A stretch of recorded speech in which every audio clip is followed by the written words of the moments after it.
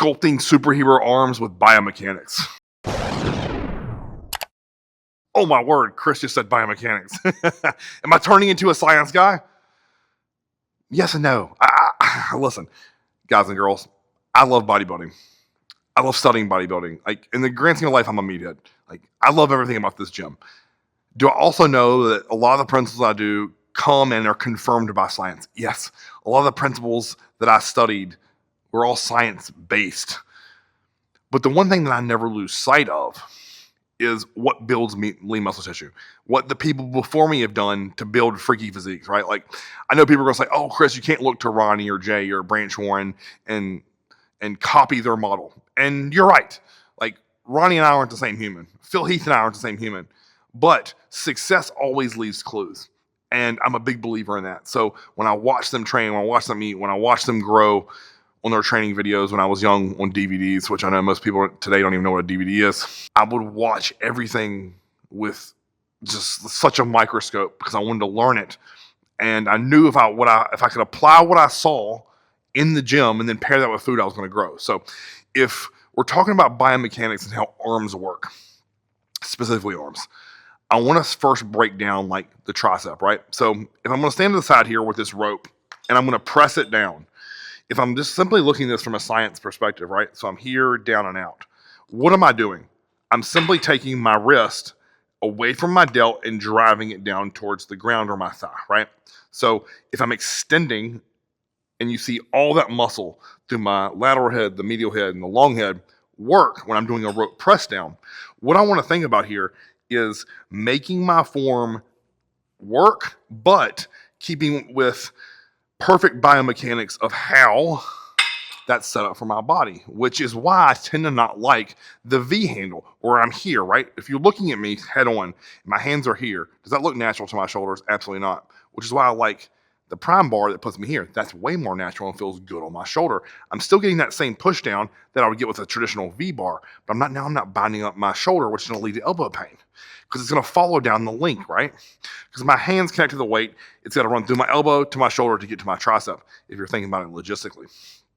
So what I want to think about is if I'm doing, let's say, a push down, or let's flip that around, do an overhead extension. Same thing.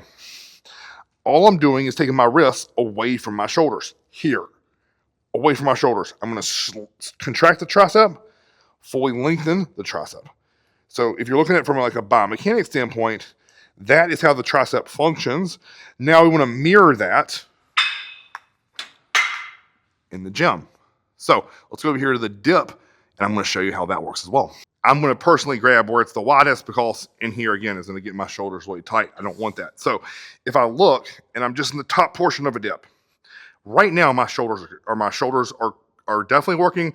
My triceps are definitely working. As I begin to go down, stretch and lengthen the tri, contract the tri.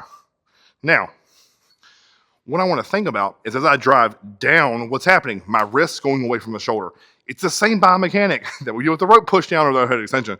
All I'm doing is keep my torso erect, press down, squeeze the tricep. So if you look at, like, say, what we're going to go to next with the skull crusher, this is all the same, guys. I'm literally just taking my wrist and pushing it away from the delt. So again, lean into these biomechanics because if we can learn from science and take it to in the gym, what we want to do is we want to grow the tricep as much as possible. So with the dip, think about that. Drive down, squeeze the tricep.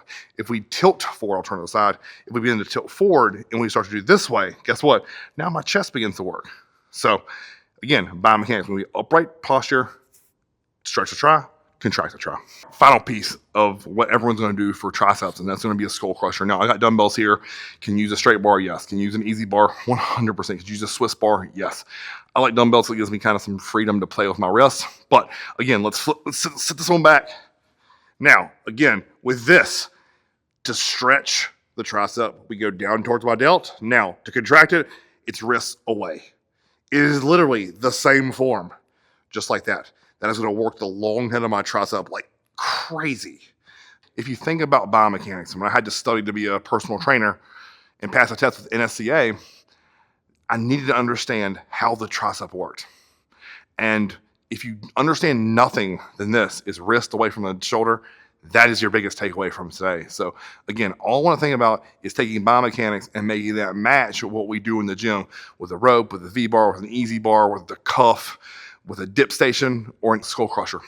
All those work exceptionally well. Now, the final piece I didn't even show here is a close grip bench press, right? So I'm going to show you the side. A lot of people think with close grip bench press, they go all the way in this way, right? No. I like shoulder width. Now, with this, I'm going to show you from the side. Most people think here for close grip bench press. No. I'm going to sit my elbows down, right on my rib cage, keep it tight to my body. Because guess what? All that's doing is mirroring a skull crusher, right? Skull crusher, JM press, close grip bench press, all related. We're here and up, here and up. We're not here, out. So quick little tidbit on close grip bench press for maximizing tricep growth. So now let's get into some biceps. It's the exact opposite, right? So if I put this dumbbell in my hand, all I do is come up. So now I'm taking my wrist towards my delt to contract my bicep, which is going to grow that muscle, right? So here, if you think about the biomechanics of a bicep, we have two functions of growth here, but then also supination. So let's say I'm doing the traditional alternating dumbbell curl. We go here and we supinate the wrist. So turning the pinky out. Show it from the side here, pinky out. So it goes hammer curl to supinated curl, hammer curl to supinated curl. So with arms, guys, it's that freaking simple. I'm going to show you two other variations because I feel like we need to. But when you think about this with the bicep, it's the exact opposite of the tricep because it's the antagonistic muscle, right? So if you think about the biomechanics of it, it's here, there to there. And I think about spreading my pinky out, but for me, I always want to turn it this way. So you're getting wrist flexion there. So here, squeeze, just like that. So let's go over to the preacher curl and I'll show you that. Now, it's the same function, guys. We're taking our wrists towards our shoulder. And what I want to think about here is getting over the machine properly. So many people I see, they're doing preacher curls like this. Well, the purpose of this bench or the slope is to put my triceps on it. Now, I know what you're going to say, Chris, I see your triceps coming off of this.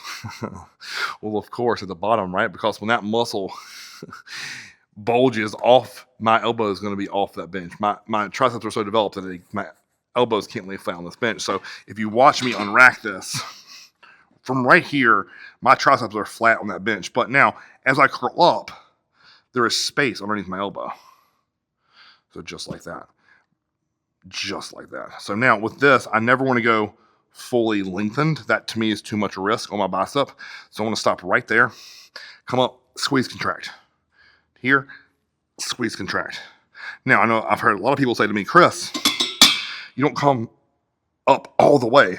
Well, watch what happens. That forearm runs into my bicep. I can't get any shorter than that right there. That is, you couldn't push my wrist towards my delt anymore. So for me right here is the perfect distance and length for the bicep. So again, elbows and triceps into the pad, stay down, curl wrist to shoulder, get those biceps growing today. This is a mass builder, but this is a precision base because I'm not getting my delta in it. This is an isolation exercise, guys, so treat it that way. Make sure you isolate just the bicep. Now, let me show you the final piece for biceps, and we're done with this video. Final piece for biceps, in my opinion, are going to be the stretch curl. So if we look here, we're going to turn away.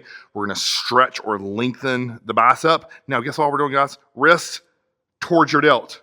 Fully lengthen, wrist to delt. Just like that. I'm not intentionally making my elbow be glued to my side, but I am. That is how it should look. It should not be, you shouldn't be able to get out of that, right? Even if I'm going to do, say, a hammer curl with this, elbow is tight. Elbow is tight. It does not matter. So whether they're going to be fully supinated here and curl up does not matter. So stretch curls, lengthen the bicep. Now, to wrap this whole video up, I know people tend to fall in one of two camps. They're either all science-based or all meathead.